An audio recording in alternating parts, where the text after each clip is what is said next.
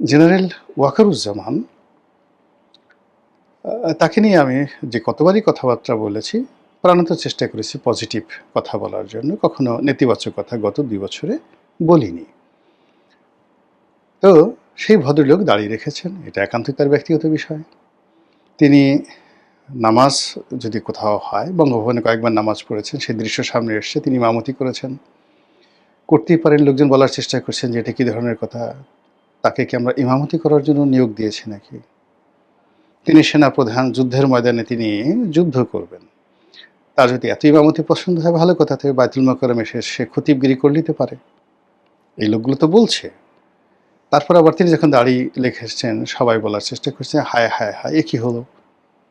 পুরো সেনাবাহিনীকে সে এখন ইসলামাইজেশনের দিকে নিয়ে গেল। কেউ কেউ জঙ্গিদের মদতদাতা বলার চেষ্টা করছে, কেউ তাকে আরও বাজে কথা বলার চেষ্টা করছে, অমুকের সাথে সম্পর্ক, তমুকের সাথে সম্পর্ক।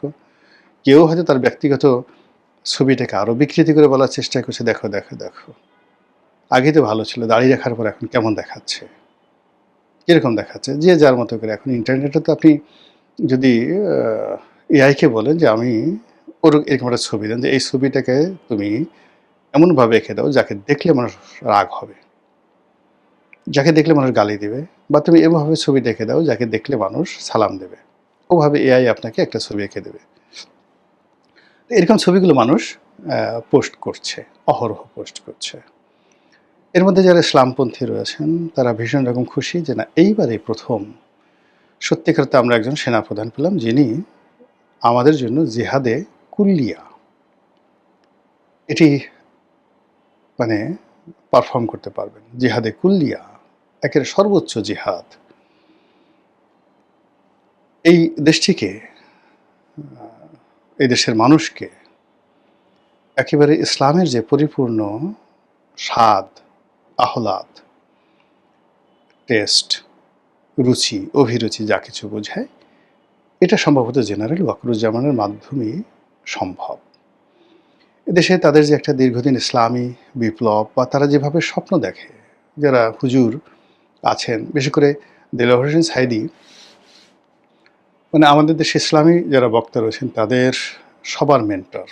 মানে ওনার সুর, তাল, লয়, ওনার যুক্তিকে কপি করেনি এরকম কোনো বক্তা বাংলাদেশে এখন পর্যন্ত আমি দেখিনি।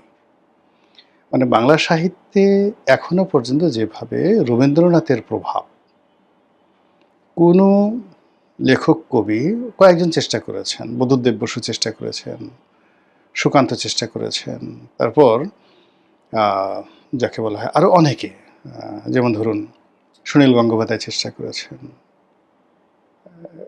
মাইকেল, মানে রবীন্দ্র যুগে যারা আছেন, কিন্তু তারপরেও ঘুরে ফিরে তারা রবীন্দ্রনাথের কথা বলেছেন, খুব লড়াই করেছেন যে না, আমরা ভুলেও রবীন্দ্রনাথের একটা টু শব্দ উচ্চারণ করব না। কিন্তু নিজের অজান্তে তারা রবীন্দ্রনাথকে মানে অনুকরণ না করে পারেননি।